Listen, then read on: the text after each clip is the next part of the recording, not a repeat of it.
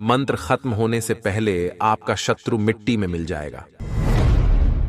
ऐसे तो मिट्टी में एक दिन सभी को मिलना तय है भक्तों, लेकिन जब ईश्वर ने इतनी मेहनत से हमें बनाकर धरती पर भेजा है तो हमारा भी कर्तव्य बनता है कि ईश्वर द्वारा की गई मेहनत बेकार ना हो। लेकिन कुछ दुष्ट विचारधारा वाले शत्रुओं को इन सब बातों से कोई लेना देना नहीं है। उन्हें सिर्फ और सिर्फ वही काम करने में मजा आता है जिस काम को देखकर ईश्वर भी अपनी मेहनत को बेकार समझकर चिंतित हो जाते हैं। जो व्यक्ति दुष्ट पाप बुद्धि वाले होते हैं उनके कार्यों पर गौर किया जाए तो इनके द्वारा किए गए कोई भी कार्य सराहनीय नहीं होता है भक्तों। ये हमेशा सभी व्यक्तियों को तुच्छ समझते हैं और खुद को महान, दूसरे लोगों को दुखी देखना इनकी पहली पसंद है। और अगर कोई व्यक्ति सुख चैन से अपना जीवन व्यतीत कर रहा है तो उस व्यक्ति के जीवन से सुख चैन और रातों की नींद खराब करने के लिए अपना जी जान लगा देते हैं। दूसरे की प्रगति को देखकर जलना, बेईमानी, शैतानी हत्या जैसे जघन्य अपराधों को अंजाम देना दुष्ट लोग अपना कर्तव्य समझते हैं। वैसे दुष्ट व्यक्तियों को अल्प समय में मिट्टी में मिलना तय माना गया है भक्तों। अगर आपके आसपास भी कोई ऐसा दुष्ट व्यक्ति है तो उससे आप दूरी बनाकर रहें तो ही अच्छा रहेगा। अगर आपके जीवन को बर्बाद करने के लिए कोई दुष्ट पापी शत्रु हमेशा तत्पर रहता है तो वैसे सभी दुष्ट बेईमान पापी शत्रुओं से मुक्ति पाने के लिए रुद्र रूपी पंचमुखी हनुमान जी का ये महामंत्र बहुत ही लाभकारी साबित होगा भक्तों। मान्यता है कि जो भी भक्त इस महामंत्र का पाठ उच्चारण सच्ची श्रद्धा भाव से श्रवण करते हैं उनके जीवन से सभी प्रकार के शत्रुओं का पलायन शीघ्र होता है। महामंत्र उच्चारण पाठ को सुनते समय पंचमुखी हनुमान जी का ध्यान करते हुए सभी शत्रुओं से मुक्ति और जीवन को खुशहाल बनाने की विनती हनुमान जी से करते हुए संख्या के अनुसार महामंत्र उच्चारण पाठ को पूरा 108 बार सुने। हनुमान जी के इस प्रभावशाली महामंत्र के प्रभाव से आपका दुष्ट पापी बेईमान शत्रु शीघ्र मिट्टी में मिल जाएगा, क्योंकि पंचमुखी हनुमान जी का यह बहुत ही प्रभावशाली और चमत्कारी महामंत्र है भक्तों। सच्ची श्रद्धा भाव से श्रवण करें। उत्तरं सौकरं वक्त्रं कृष्णं दीप्तं नभोपमम् पाताल सिंह वेताल ज्वर रोगादि कृन्तनम् उधर्वं हयाननं घोरं दानवान्तकरं परं येन वक्रेण विप्रेन्द्र तारकाख्यं महासुरम् जघान शरणं तस्यात् सर्वशत्रुहरं परं ध्यात्वा पञ्चमुखं रुद्रं हनुमन्तं दयानिधिम्। उत्तरं सौकरं वक्त्रं कृष्णं दीप्तं नभोपमम् पाताल सिंह वेताल ज्वर रोगादि कृन्तनम् उधर्वं हयाननं घोरं दानवान्तकरं परं येन वक्रेण विप्रेन्द्र तारकाख्यं महासुरम् जघान शरणं तस्यात् सर्वशत्रुहरं परं ध्यात्वा पञ्चमुखं रुद्रं हनुमन्तं दयानिधिम्। उत्तरं सौकरं वक्त्रं कृष्णं दीप्तं नभोपमम् पाताल सिंह वेताल ज्वर रोगादि कृन्तनम् उधर्वं हयाननं घोरं दानवान्तकरं परं येन वक्रेण विप्रेन्द्र तारकाख्यं महासुरम् जघान शरणं तस्यात् सर्वशत्रुहरं परं ध्यात्वा पञ्चमुखं रुद्रं हनुमन्तं दयानिधिम्। उत्तरं सौकरं वक्त्रं कृष्णं दीप्तं नभोपमम् पाताल सिंह वेताल ज्वर रोगादि कृन्तनम् उधर्वं हयाननं घोरं दानवान्तकरं परं येन वक्रेण विप्रेन्द्र तारकाख्यं महासुरम् जघान शरणं तस्यात् सर्वशत्रुहरं परं ध्यात्वा पञ्चमुखं रुद्रं हनुमन्तं दयानिधिम्। उत्तरं सौकरं वक्त्रं कृष्णं दीप्तं नभोपमम् पाताल सिंह वेताल ज्वर रोगादि कृन्तनम् उधर्वं हयाननं घोरं दानवान्तकरं परं येन वक्रेण विप्रेन्द्र तारकाख्यं महासुरम् जघान शरणं तस्यात् सर्वशत्रुहरं परं ध्यात्वा पञ्चमुखं रुद्रं हनुमन्तं दयानिधिम्। उत्तरं सौकरं वक्त्रं कृष्णं दीप्तं नभोपमम् पाताल सिंह वेताल ज्वररोगादि कृन्तनम् उदर्वं हयाननं घोरं दानवान्तकरं परम् येन वक्रेण विप्रेन्द्र तारकाख्यं महासुरम् जघान शरणं तस्यात सर्वशत्रुहरं परम् ध्यात्वा पञ्चमुखं रुद्रं हनुमन्तं दयानिधिम् उत्तरं सौकरं वक्त्रं कृष्णं दीप्तं नभोपमम् पाताल सिंह वेताल ज्वररोगादि कृन्तनम् उदर्वं हयाननं घोरं दानवान्तकरं परम् येन वक्रेण विप्रेन्द्र तारकाख्यं महासुरम् जघान शरणं तस्यात सर्वशत्रुहरं परम् ध्यात्वा पञ्चमुखं रुद्रं हनुमन्तं दयानिधिम् उत्तरं सौकरं वक्त्रं कृष्णं दीप्तं नभोपमम् पाताल सिंह वेताल ज्वररोगादि कृन्तनम् उदर्वं हयाननं घोरं दानवान्तकरं परम् येन वक्रेण विप्रेन्द्र तारकाख्यं महासुरम् जघान शरणं तस्यात सर्वशत्रुहरं परम् ध्यात्वा पञ्चमुखं रुद्रं हनुमन्तं दयानिधिम् उत्तरं सौकरं वक्त्रं कृष्णं दीप्तं नभोपमम् पाताल सिंह वेताल ज्वररोगादि कृन्तनम् उदर्वं हयाननं घोरं दानवान्तकरं परम् येन वक्रेण विप्रेन्द्र तारकाख्यं महासुरम् जघान शरणं तस्यात सर्वशत्रुहरं परम् ध्यात्वा पञ्चमुखं रुद्रं हनुमन्तं दयानिधिम् उत्तरं सौकरं वक्त्रं कृष्णं दीप्तं नभोपमम् पाताल सिंह वेताल ज्वररोगादि कृन्तनम् उदर्वं हयाननं घोरं दानवान्तकरं परम् येन वक्रेण विप्रेन्द्र तारकाख्यं महासुरम् जघान शरणं तस्यात सर्वशत्रुहरं परम् ध्यात्वा पञ्चमुखं रुद्रं हनुमन्तं दयानिधिम् उत्तरं सौकरं वक्त्रं कृष्णं दीप्तं नभोपमम् पाताल सिंह वेताल ज्वररोगादि कृन्तनम् उदर्वं हयाननं घोरं दानवान्तकरं परम् येन वक्रेण विप्रेन्द्र तारकाख्यं महासुरम् जघान शरणं तस्यात सर्वशत्रुहरं परम् ध्यात्वा पञ्चमुखं रुद्रं हनुमन्तं दयानिधिम् उत्तरं सौकरं वक्त्रं कृष्णं दीप्तं नभोपमम् पाताल सिंह वेताल ज्वररोगादि कृन्तनम् उदर्वं हयाननं घोरं दानवान्तकरं परम् येन वक्रेण विप्रेन्द्र तारकाख्यं महासुरम् जघान शरणं तस्यात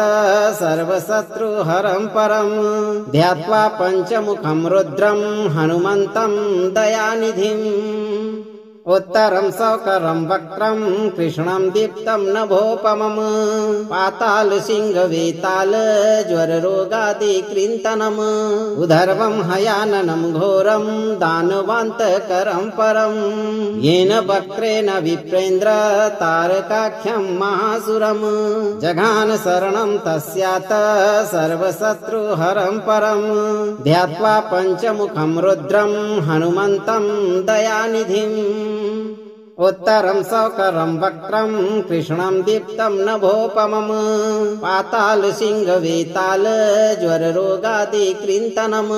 उदर्वं हयाननं घोरं दानवान्तकरं परम् येन वक्रेण विप्रेन्द्र तारकाख्यं महासुरम् जघान शरणं तस्यात सर्वशत्रुहरं परम् ध्यात्वा पञ्चमुखं रुद्रं हनुमन्तं दयानिधिम् उत्तरं सौकरं वक्त्रं कृष्णं दीप्तं नभोपमम् पाताल सिंह वेताल ज्वररोगादि कृन्तनम् उदर्वं हयाननं घोरं दानवान्तकरं परम् येन वक्रेण विप्रेन्द्र तारकाख्यं महासुरम्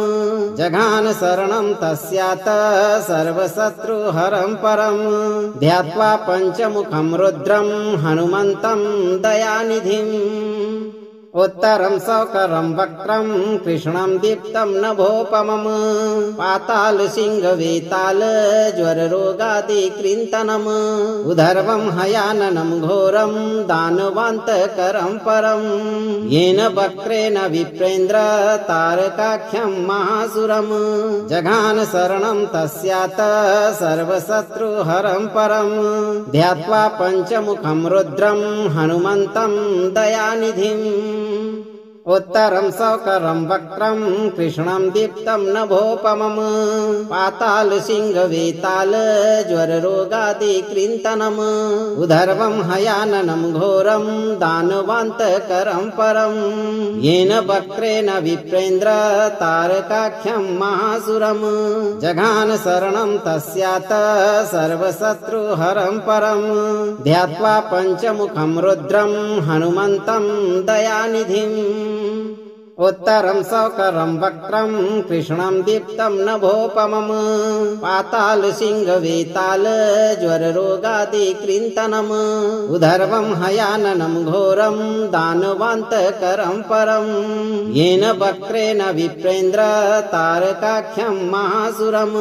जघान शरणं तस्यात सर्वशत्रुहरं परम् ध्यात्वा पञ्चमुखं रुद्रं हनुमन्तं दयानिधिम् उत्तरं सौकरं वक्त्रं कृष्णं दीप्तं नभोपमम् पाताल सिंह वेताल ज्वररोगादि कृन्तनम् उदर्वं हयाननं घोरं दानवान्तकरं परम् येन वक्रेण विप्रेन्द्र तारकाख्यं महासुरम् जघान शरणं तस्यात सर्वशत्रुहरं परम् ध्यात्वा पञ्चमुखं रुद्रं हनुमन्तं दयानिधिम् उत्तरं सौकरं वक्त्रं कृष्णं दीप्तं नभोपमम् पाताल सिंह वेताल ज्वररोगादि कृन्तनम् उदर्वं हयाननं घोरं दानवान्तकरं परम् येन वक्रेण विप्रेन्द्र तारकाख्यं महासुरम् जघान शरणं तस्यात सर्वशत्रुहरं परम् ध्यात्वा पञ्चमुखं रुद्रं हनुमन्तं दयानिधिम्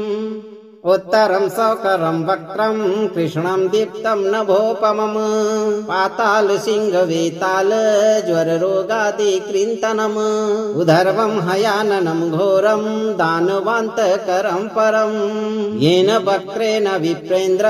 तारकाख्यं महासुरम् जघान शरणं तस्यात सर्वशत्रुहरं परम् ध्यात्वा पञ्चमुखं रुद्रं हनुमन्तं दयानिधिम् उत्तरं सौकरं वक्त्रं कृष्णं दीप्तं नभोपमम् पाताल सिंह वेताल ज्वररोगादि कृन्तनम् उदर्वं हयाननं घोरं दानवान्तकरं परम् येन वक्रेण विप्रेन्द्र तारकाख्यं महासुरम् जघान शरणं तस्यात सर्वशत्रुहरं परम् ध्यात्वा पञ्चमुखं रुद्रं हनुमन्तं दयानिधिम् उत्तरं सौकरं वक्त्रं कृष्णं दीप्तं नभोपमम् पाताल सिंह वेताल ज्वररोगादि कृन्तनम् उदर्वं हयाननं घोरं दानवान्तकरं परम् येन वक्रेण विप्रेन्द्र तारकाख्यं महासुरम् जघान शरणं तस्यात सर्वशत्रुहरं परम् ध्यात्वा पञ्चमुखं रुद्रं हनुमन्तं दयानिधिम् उत्तरं सौकरं वक्त्रं कृष्णं दीप्तं नभोपमम् पाताल सिंह वेताल ज्वररोगादि कृन्तनम् उदर्वं हयाननं घोरं दानवान्तकरं परम् येन वक्रेण विप्रेन्द्र तारकाख्यं महासुरम् जघान शरणं तस्यात सर्वशत्रुहरं परम् ध्यात्वा पञ्चमुखं रुद्रं हनुमन्तं दयानिधिम् उत्तरं सौकरं वक्त्रं कृष्णं दीप्तं नभोपमम् पाताल सिंह वेताल ज्वररोगादि कृन्तनम् उदर्वं हयाननं घोरं दानवान्तकरं परम् येन वक्रेण विप्रेन्द्र तारकाख्यं महासुरम् जघान शरणं तस्यात सर्वशत्रुहरं परम् ध्यात्वा पञ्चमुखं रुद्रं हनुमन्तं दयानिधिम् उत्तरं सौकरं वक्त्रं कृष्णं दीप्तं नभोपमम् पाताल सिंह वेताल ज्वररोगादि कृन्तनम् उदर्वं हयाननं घोरं दानवान्तकरं परम् येन वक्रेण विप्रेन्द्र तारकाख्यं महासुरम् जघान शरणं तस्यात सर्वशत्रुहरं परम् ध्यात्वा पञ्चमुखं रुद्रं हनुमन्तं दयानिधिम् उत्तरं सौकरं वक्त्रं कृष्णं दीप्तं नभोपमम् पाताल सिंह वेताल ज्वररोगादि कृन्तनम् उदर्वं हयाननं घोरं दानवान्तकरं परम् येन वक्रेण विप्रेन्द्र तारकाख्यं महासुरम् जघान शरणं तस्यात सर्वशत्रुहरं परम् ध्यात्वा पञ्चमुखं रुद्रं हनुमन्तं दयानिधिम् उत्तरं सौकरं वक्त्रं कृष्णं दीप्तं नभोपमम् पाताल सिंह वेताल ज्वररोगादि कृन्तनम् उदर्वं हयाननं घोरं दानवान्तकरं परम् येन वक्रेण विप्रेन्द्र तारकाख्यं महासुरम् जघान शरणं तस्यात सर्वशत्रुहरं परम् ध्यात्वा पञ्चमुखं रुद्रं हनुमन्तं दयानिधिम् उत्तरं सौकरं वक्त्रं कृष्णं दीप्तं नभोपमम् पाताल सिंह वेताल ज्वररोगादि कृन्तनम् उदर्वं हयाननं घोरं दानवान्तकरं परम् येन वक्रेण विप्रेन्द्र तारकाख्यं महासुरम् जघान शरणं तस्यात सर्वशत्रुहरं परम् ध्यात्वा पञ्चमुखं रुद्रं हनुमन्तं दयानिधिम् उत्तरं सौकरं वक्त्रं कृष्णं दीप्तं नभोपमम् पाताल सिंह वेताल ज्वररोगादि कृन्तनम् उदर्वं हयाननं घोरं दानवान्तकरं परम् येन वक्रेण विप्रेन्द्र तारकाख्यं महासुरम् जघान शरणं तस्यात सर्वशत्रुहरं परम् ध्यात्वा पञ्चमुखं रुद्रं हनुमन्तं दयानिधिम् उत्तरं सौकरं वक्त्रं कृष्णं दीप्तं नभोपमम् पाताल सिंह वेताल ज्वररोगादि कृन्तनम् उदर्वं हयाननं घोरं दानवान्तकरं परम् येन वक्रेण विप्रेन्द्र तारकाख्यं महासुरम् जघान शरणं तस्यात सर्वशत्रुहरं परम् ध्यात्वा पञ्चमुखं रुद्रं हनुमन्तं दयानिधिम् उत्तरं सौकरं वक्त्रं कृष्णं दीप्तं नभोपमम् पाताल सिंह वेताल ज्वररोगादि कृन्तनम् उदर्वं हयाननं घोरं दानवान्तकरं परम् येन वक्रेण विप्रेन्द्र तारकाख्यं महासुरम् जघान शरणं तस्यात सर्वशत्रुहरं परम् ध्यात्वा पञ्चमुखं रुद्रं हनुमन्तं दयानिधिम् उत्तरं सौकरं वक्त्रं कृष्णं दीप्तं नभोपमम् पातालसिंहवेताल ज्वररोगादिकृन्तनम् उदर्वं हयाननं घोरं दानवान्तकरं परं येन वक्रेण विप्रेन्द्र तारकाख्यं महासुरम् जघान शरणं तस्यात् सर्वशत्रुहरं परं ध्यात्वा पञ्चमुखं रुद्रं हनुमन्तं दयानिधिम्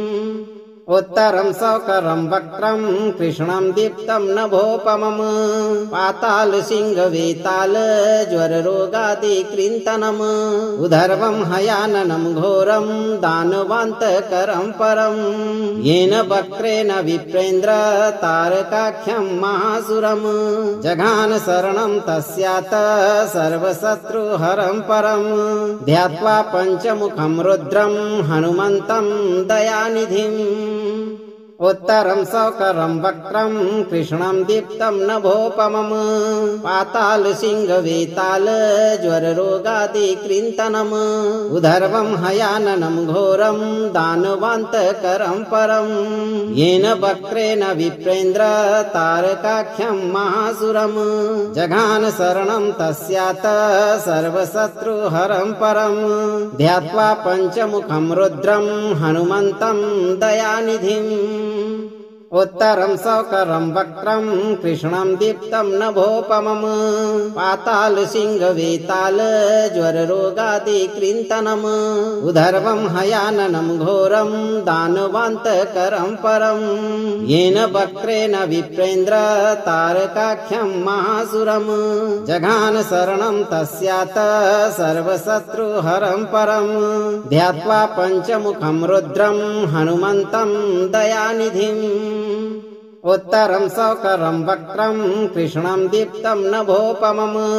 पातालसिंहवेताल ज्वररोगादिकृन्तनम् उदर्वं हयाननं घोरं दानवान्तकरं परं येन वक्रेण विप्रेन्द्र तारकाख्यं महासुरम् जघान शरणं तस्यात् सर्वशत्रुहरं परं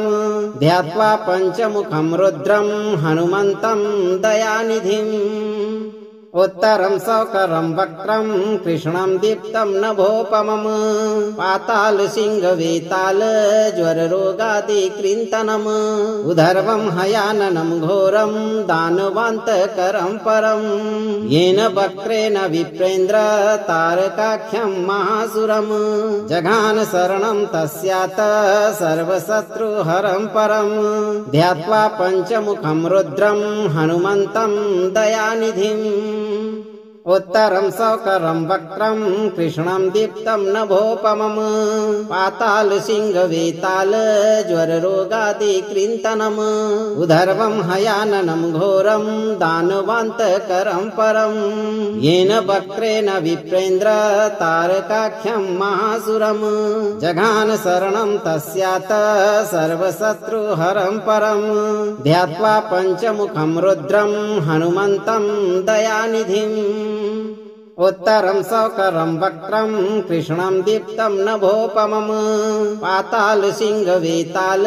ज्वररोगादिकृन्तनम् उदर्वं हयाननं घोरं दानवान्तकरं परं येन वक्रेण विप्रेन्द्र तारकाख्यं महासुरम् जघान शरणं तस्यात् सर्वशत्रुहरं परं ध्यात्वा पञ्चमुखं रुद्रं हनुमन्तं दयानिधिम् उत्तरं सौकरं वक्त्रं कृष्णं दीप्तं नभोपमम्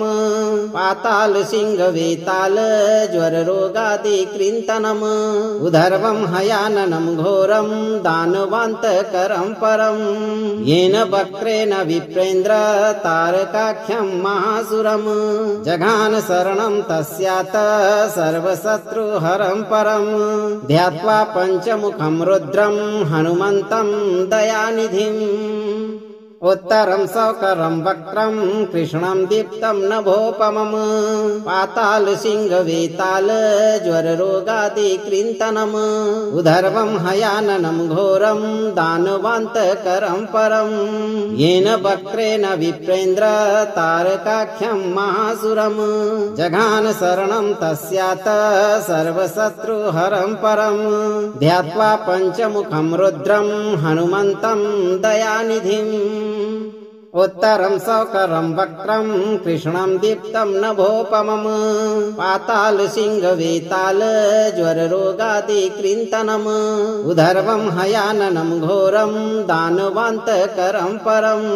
येन वक्रेण विप्रेन्द्र तारकाख्यं महासुरम् जघान शरणं तस्यात सर्वशत्रुहरं परं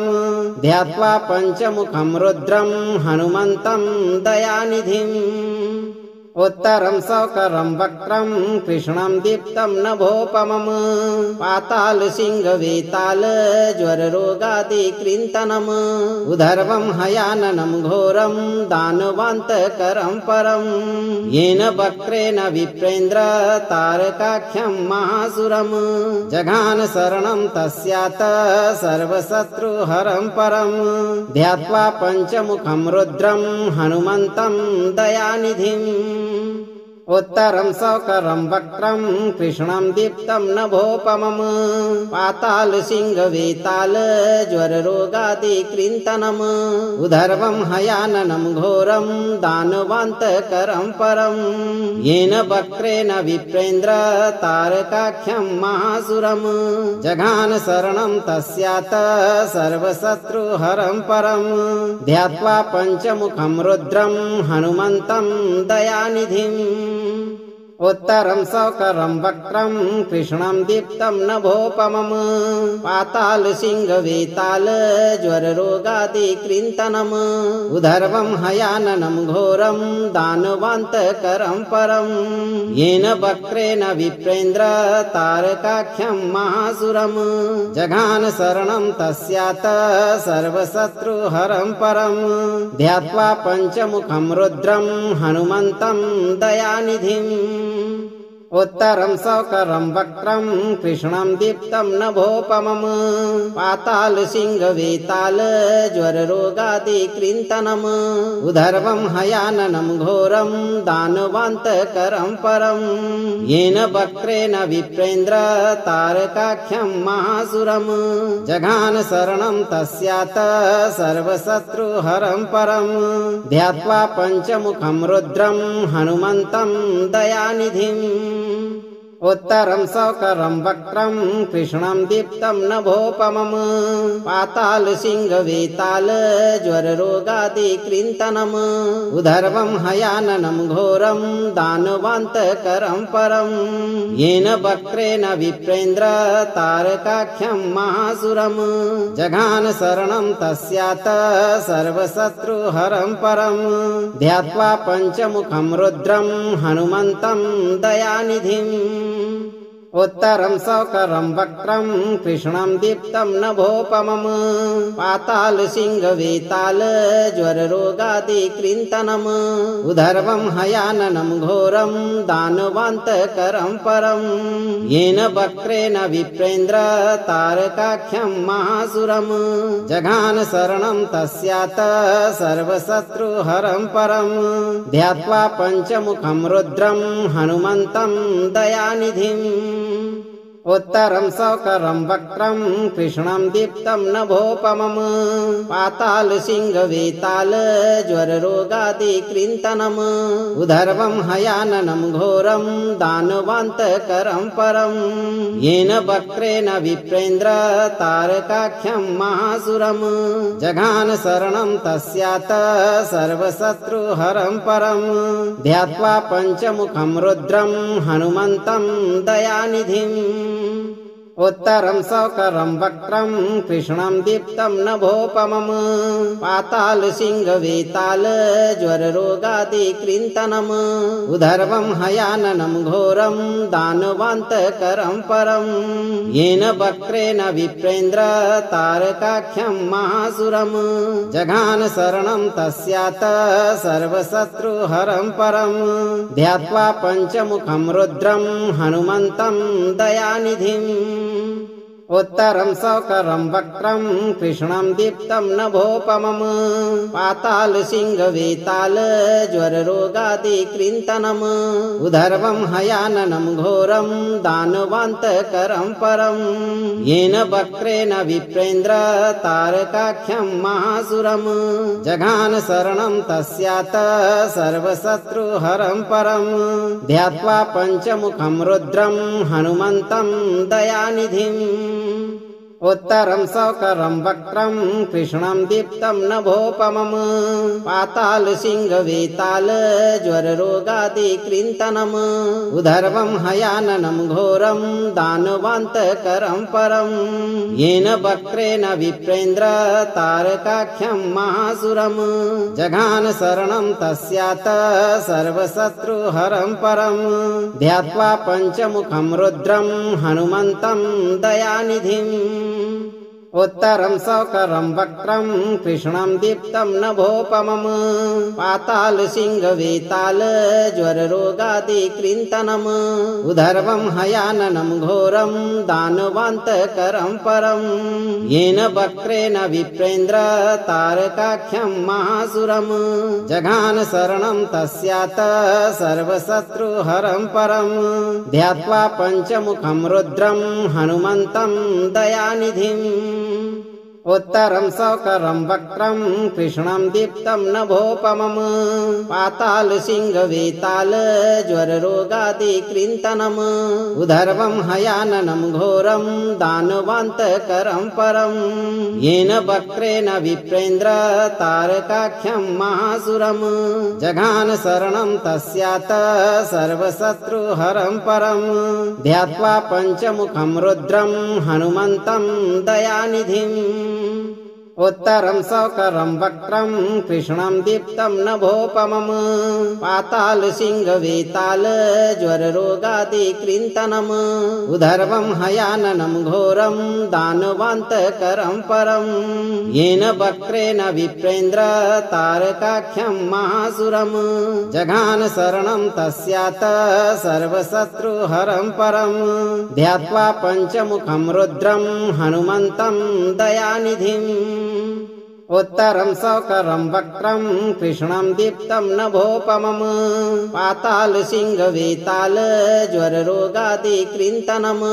उदर्वं हयाननं घोरं दानवान्तकरं परम् येन वक्रेण विप्रेन्द्र तारकाख्यं महासुरम् जघान शरणं तस्यात् सर्वशत्रुहरं परम् ध्यात्वा पञ्चमुखं रुद्रं हनुमन्तं दयानिधिम् उत्तरं सौकरं वक्रं कृष्णं दीप्तं नभोपमम्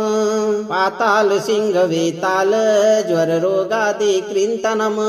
उदर्वं हयाननं घोरं दानवान्तकरं परम् येन वक्रेण विप्रेन्द्र तारकाख्यं महासुरम् जघान शरणं तस्यात् सर्वशत्रुहरं परम् ध्यात्वा पञ्चमुखं रुद्रं हनुमन्तं दयानिधिम् उत्तरं सौकरं वक्रं कृष्णं दीप्तं नभोपमम् पाताल सिंह वेताल ज्वररोगादिकृन्तनम् उदर्वं हयाननं घोरं दानवान्तकरं परम् येन वक्रेण विप्रेन्द्र तारकाख्यं महासुरम् जघान शरणं तस्यात् सर्वशत्रुहरं परम् ध्यात्वा पञ्चमुखं रुद्रं हनुमन्तं दयानिधिम् उत्तरं सौकरं वक्रं कृष्णं दीप्तं नभोपमम् पातालसिंहवेताल ज्वररोगादिकृन्तनम् उदर्वं हयाननं घोरं दानवान्तकरं परं येन वक्रेण विप्रेन्द्र तारकाख्यं महासुरम् जघान शरणं तस्यात् सर्वशत्रुहरं परं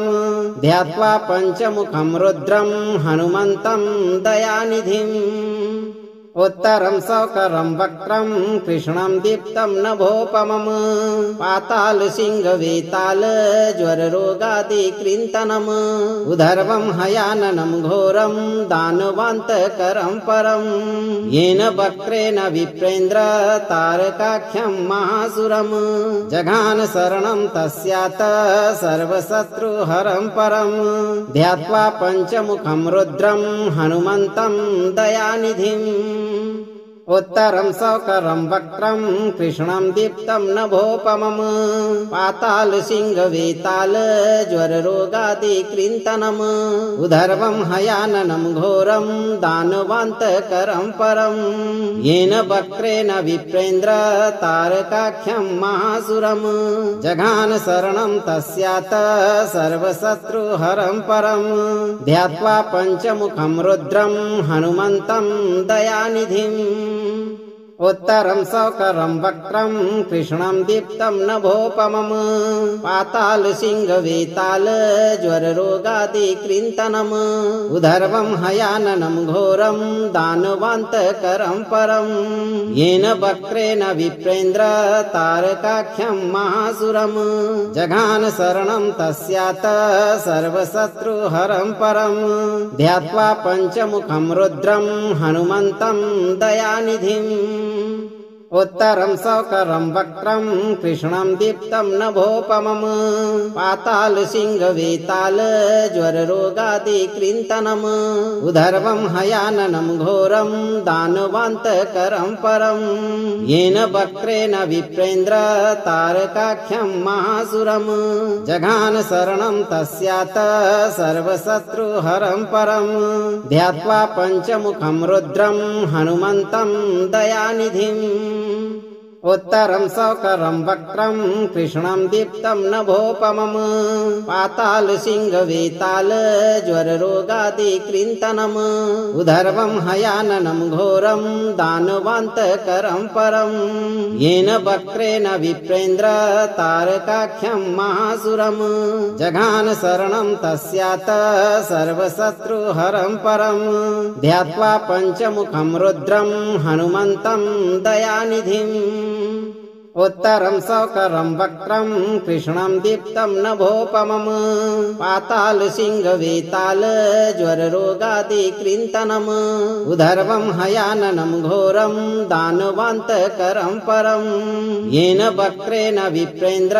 तारकाख्यं महासुरम् जघान शरणं तस्यात् सर्वशत्रुहरं परं ध्यात्वा पञ्चमुखं रुद्रं हनुमन्तं दयानिधिम् उत्तरं सौकरं वक्रं कृष्णं दीप्तं नभोपमम्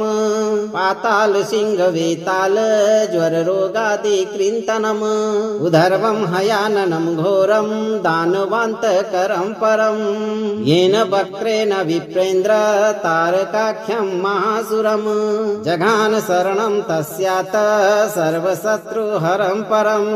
ध्यात्वा पञ्चमुखं रुद्रं हनुमन्तं दयानिधिम् उत्तरं सौकरं वक्रं कृष्णं दीप्तं नभोपमम् पातालसिंहवेताल ज्वररोगादिकृन्तनम् उदर्वं हयाननं घोरं दानवान्तकरं परं येन वक्रेण विप्रेन्द्र तारकाख्यं महासुरम् जघान शरणं तस्यात् सर्वशत्रुहरं परं ध्यात्वा पञ्चमुखं रुद्रं हनुमन्तं दयानिधिम् उत्तरं सौकरं वक्त्रं कृष्णं दीप्तं नभोपमम् पातालसिंहवेताल ज्वररोगादिकृन्तनम् उदर्वं हयाननं घोरं दानवान्तकरं परं येन वक्रेण विप्रेन्द्र तारकाख्यं महासुरम् जघान शरणं तस्यात् सर्वशत्रुहरं परं ध्यात्वा पञ्चमुखं रुद्रं हनुमन्तं दयानिधिम् उत्तरं सौकरं वक्त्रं कृष्णं दीप्तं नभोपमम् पातालसिंहवेताल ज्वररोगादिकृन्तनम् उदर्वं हयाननं घोरं दानवान्तकरं परं येन वक्रेण विप्रेन्द्र तारकाख्यं महासुरम् जघान शरणं तस्यात् सर्वशत्रुहरं परं ध्यात्वा पञ्चमुखं रुद्रं हनुमन्तं दयानिधिम् उत्तरं सौकरं वक्त्रं कृष्णं दीप्तं नभोपमम् पातालसिंहवेताल ज्वररोगादिकृन्तनम् उदर्वं हयाननं घोरं दानवान्तकरं परं येन वक्रेण विप्रेन्द्र तारकाख्यं महासुरम् जघान शरणं तस्यात् सर्वशत्रुहरं परं ध्यात्वा पञ्चमुखं रुद्रं हनुमन्तं दयानिधिम् उत्तरं सौकरं वक्त्रं कृष्णं दीप्तं नभोपमम् पातालसिंहवेताल ज्वररोगादिकृन्तनम् उदर्वं हयाननं घोरं दानवान्तकरं परं येन वक्रेण विप्रेन्द्र तारकाख्यं महासुरम् जघान शरणं तस्यात् सर्वशत्रुहरं परं ध्यात्वा पञ्चमुखं रुद्रं हनुमन्तं दयानिधिम् उत्तरं सौकरं वक्त्रं कृष्णं दीप्तं नभोपमम् पातालसिंहवेताल ज्वररोगादिकृन्तनम् उदर्वं हयाननं घोरं दानवान्तकरं परं येन वक्रेण विप्रेन्द्र तारकाख्यं महासुरम् जघान शरणं तस्यात् सर्वशत्रुहरं परं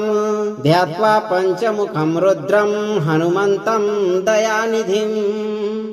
उत्तरं सौकरं वक्त्रं कृष्णं दीप्तं नभोपमम् पातालसिंहवेताल ज्वररोगादिकृन्तनम् उदर्वं हयाननं घोरं दानवान्तकरं परं येन वक्रेण विप्रेन्द्र तारकाख्यं महासुरम् जघान शरणं तस्यात् सर्वशत्रुहरं परं ध्यात्वा पञ्चमुखं रुद्रं हनुमन्तं दयानिधिम् उत्तरं सौकरं वक्त्रं कृष्णं दीप्तं नभोपमम् पातालसिंहवेताल ज्वररोगादिकृन्तनम् उदर्वं हयाननं घोरं दानवान्तकरं परं येन वक्रेण विप्रेन्द्र तारकाख्यं महासुरम् जघान शरणं तस्यात् सर्वशत्रुहरं परं ध्यात्वा पञ्चमुखं रुद्रं हनुमन्तं दयानिधिम् उत्तरं सौकरं वक्त्रं कृष्णं दीप्तं नभोपमम् पातालसिंहवेताल ज्वररोगादिकृन्तनम् उदर्वं हयाननं घोरं दानवान्तकरं परं येन वक्रेण विप्रेन्द्र तारकाख्यं महासुरम् जघान शरणं तस्यात् सर्वशत्रुहरं परं ध्यात्वा पञ्चमुखं रुद्रं हनुमन्तं दयानिधिम् उत्तरं सौकरं वक्त्रं कृष्णं दीप्तं नभोपमम् पातालसिंहवेताल ज्वररोगादिकृन्तनम् उदर्वं हयाननं घोरं दानवान्तकरं परं येन वक्रेण विप्रेन्द्र तारकाख्यं महासुरम् जघान शरणं तस्यात् सर्वशत्रुहरं परं ध्यात्वा पञ्चमुखं रुद्रं हनुमन्तं दयानिधिम् उत्तरं सौकरं वक्त्रं कृष्णं दीप्तं नभोपमम् पाताल सिंह वेताल ज्वर रोगादि कृन्तनम् उदर्वं हयाननं घोरं दानवान्तकरं परम् येन वक्रेण विप्रेन्द्र तारकाख्यं महासुरम् जघान शरणं तस्यात सर्वशत्रुहरं परम् ध्यात्वा पञ्चमुखं रुद्रं हनुमन्तं दयानिधिम् उत्तरं सौकरं वक्त्रं कृष्णं दीप्तं नभोपमम् पाताल सिंह वेताल ज्वर रोगादि कृन्तनम् उदर्वं हयाननं घोरं दानवान्तकरं परम् येन वक्रेण विप्रेन्द्र तारकाख्यं महासुरम् जघान शरणं तस्यात सर्वशत्रुहरं परम् ध्यात्वा पञ्चमुखं रुद्रं हनुमन्तं दयानिधिम् उत्तरं सौकरं वक्त्रं कृष्णं दीप्तं नभोपमम् पाताल सिंह वेताल ज्वर रोगादि कृन्तनम् उदर्वं हयाननं घोरं दानवान्तकरं परम् येन वक्रेण विप्रेन्द्र तारकाख्यं महासुरम् जघान शरणं तस्यात सर्वशत्रुहरं परम्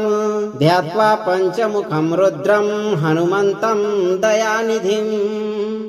उत्तरं सौकरं वक्त्रं कृष्णं दीप्तं नभोपमम् पाताल सिंह वेताल ज्वर रोगादि कृन्तनम् उदर्वं हयाननं घोरं दानवान्तकरं परम् येन वक्रेण विप्रेन्द्र तारकाख्यं महासुरम् जघान शरणं तस्यात सर्वशत्रुहरं परम्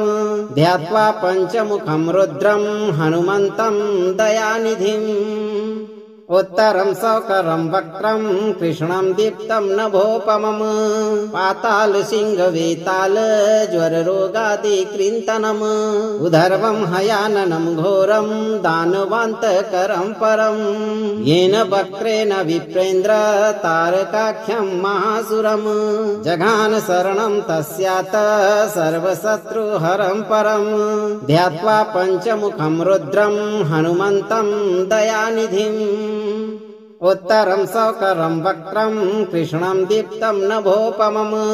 पाताल सिंह वेताल ज्वर रोगादि कृन्तनम् उदर्वं हयाननं घोरं दानवान्तकरं परम् येन वक्रेण विप्रेन्द्र तारकाख्यं महासुरम् जघान शरणं तस्यात सर्वशत्रुहरं परम्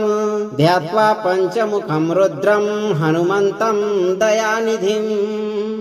उत्तरं सौकरं वक्त्रं कृष्णं दीप्तं नभोपमम् पाताल सिंह वेताल ज्वर रोगादि कृन्तनम्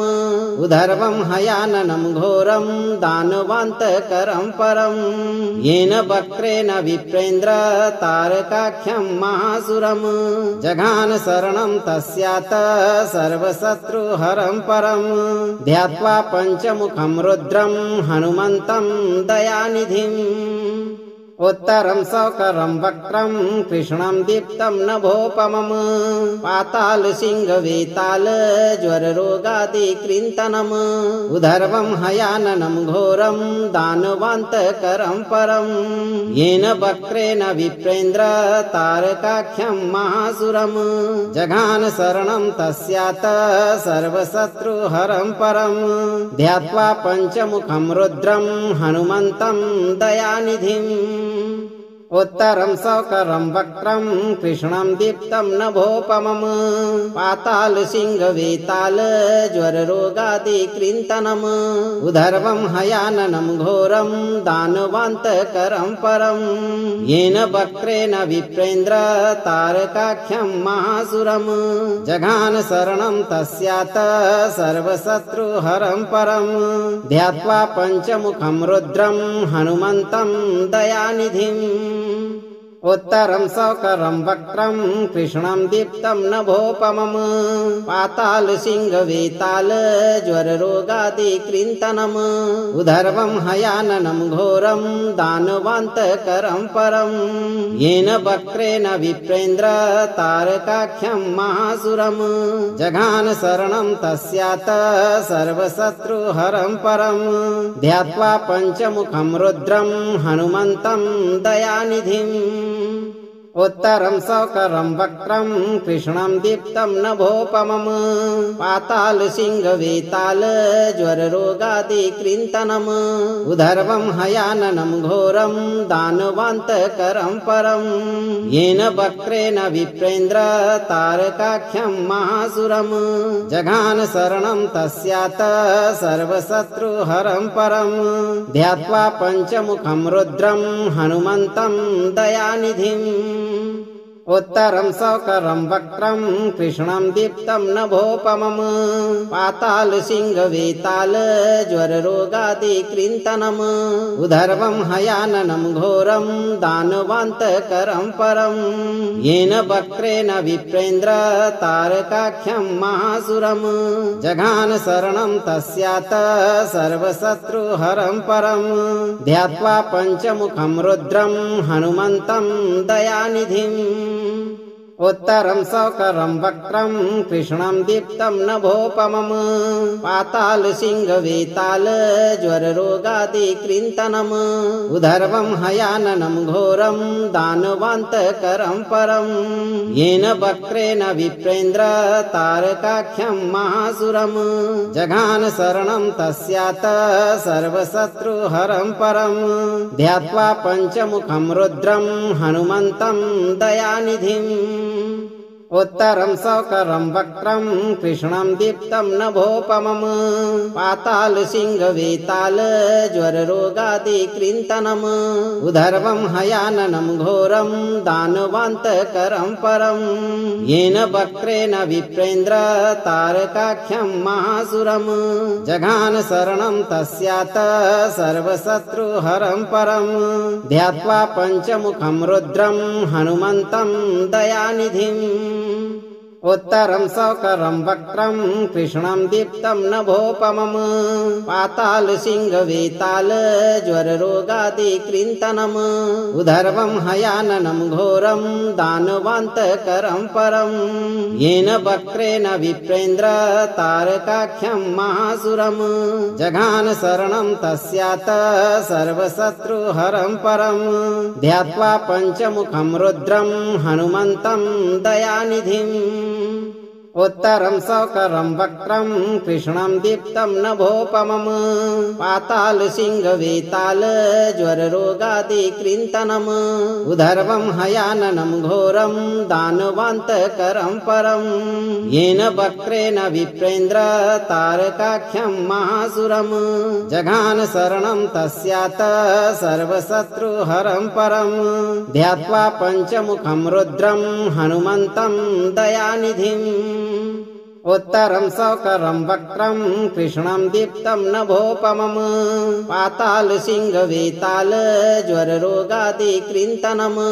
उदर्वं हयाननं घोरं दानवान्तकरं परम् येन वक्रेण विप्रेन्द्र तारकाख्यं महासुरम् जघान शरणं तस्यात् सर्वशत्रुहरं परम् ध्यात्वा पञ्चमुखं रुद्रं हनुमन्तं दयानिधिम् उत्तरं सौकरं वक्रं कृष्णं दीप्तं नभोपमम् पाताल सिंह वेताल ज्वररोगादि कृन्तनम् उदर्वं हयाननं घोरं दानवान्तकरं परम् येन वक्रेण विप्रेन्द्र तारकाख्यं महासुरम् जघान शरणं तस्यात् सर्वशत्रुहरं परम् ध्यात्वा पञ्चमुखं रुद्रं हनुमन्तं दयानिधिम् उत्तरं सौकरं वक्त्रं कृष्णं दीप्तं नभोपमम् पातालसिंहवेताल ज्वररोगादिकृन्तनम् उदर्वं हयाननं घोरं दानवान्तकरं परं येन वक्त्रेण विप्रेन्द्र तारकाख्यं महासुरम् जघान शरणं तस्यात सर्वशत्रुहरं परं ध्यात्वा पञ्चमुखं रुद्रं हनुमन्तं दयानिधिम् उत्तरं सौकरं वक्त्रं कृष्णं दीप्तं नभोपमम् पातालसिंहवेताल ज्वररोगादिकृन्तनम्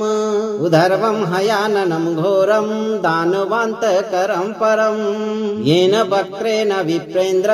तारकाख्यं महासुरम् जघान शरणं तस्यात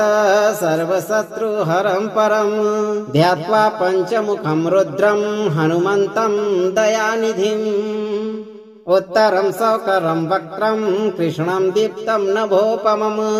पातालसिंहवेताल ज्वररोगादिकृन्तनम् उदर्वं हयाननं घोरं दानवान्तकरं परं येन वक्त्रेण विप्रेन्द्र तारकाख्यं महासुरम् जघान शरणं तस्यात सर्वशत्रुहरं परं ध्यात्वा पञ्चमुखं रुद्रं हनुमन्तं दयानिधिम् उत्तरं सौकरं वक्त्रं कृष्णं दीप्तं नभोपमम् पातालसिंहवेताल ज्वररोगादिकृन्तनम् उदर्वं हयाननं घोरं दानवान्तकरं परं येन वक्त्रेण विप्रेन्द्र तारकाख्यं महासुरम् जघान शरणं तस्यात सर्वशत्रुहरं परं ध्यात्वा पञ्चमुखं रुद्रं हनुमन्तं दयानिधिम् उत्तरं सौकरं वक्त्रं कृष्णं दीप्तं नभोपमम् पातालसिंहवेताल ज्वररोगादिकृन्तनम् उदर्वं हयाननं घोरं दानवान्तकरं परं येन वक्त्रेण विप्रेन्द्र तारकाख्यं महासुरम् जघान शरणं तस्यात सर्वशत्रुहरं परं ध्यात्वा पञ्चमुखं रुद्रं हनुमन्तं दयानिधिम् उत्तरं सौकरं वक्त्रं कृष्णं दीप्तं नभोपमम् पातालसिंहवेताल ज्वररोगादिकृन्तनम् उदर्वं हयाननं घोरं दानवान्तकरं परं येन वक्त्रेण विप्रेन्द्र तारकाख्यं महासुरम् जघान शरणं तस्यात सर्वशत्रुहरं परं ध्यात्वा पञ्चमुखं रुद्रं हनुमन्तं दयानिधिम् उत्तरं सौकरं वक्त्रं कृष्णं दीप्तं नभोपमम् पातालसिंहवेताल ज्वररोगादिकृन्तनम् उदर्वं हयाननं घोरं दानवान्तकरं परं येन वक्त्रेण विप्रेन्द्र तारकाख्यं महासुरम् जघान शरणं तस्यात सर्वशत्रुहरं परं ध्यात्वा पञ्चमुखं रुद्रं हनुमन्तं दयानिधिम् उत्तरं सौकरं वक्त्रं कृष्णं दीप्तं नभोपमम् पातालसिंहवेताल ज्वररोगादिकृन्तनम् उदर्वं हयाननं घोरं दानवान्तकरं परं येन वक्त्रेण विप्रेन्द्र तारकाख्यं महासुरम् जघान शरणं तस्यात सर्वशत्रुहरं परं ध्यात्वा पञ्चमुखं रुद्रं हनुमन्तं दयानिधिम् उत्तरं सौकरं वक्त्रं कृष्णं दीप्तं नभोपमम् पातालसिंहवेताल ज्वररोगादिकृन्तनम्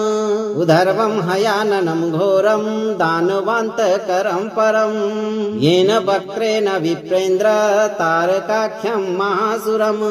जघान शरणं तस्यात सर्वशत्रुहरं परं ध्यात्वा पञ्चमुखं रुद्रं हनुमन्तं दयानिधिम् उत्तरं सौकरं वक्त्रं कृष्णं दीप्तं नभोपमम् पाताल सिंह वेताल ज्वर रोगादि कृन्तनम् उदर्वं हयाननं घोरं दानवान्तकरं परम् येन वक्रेण विप्रेन्द्र तारकाख्यं महासुरम् जघान शरणं तस्यात सर्वशत्रुहरं परम् ध्यात्वा पञ्चमुखं रुद्रं हनुमन्तं दयानिधिम्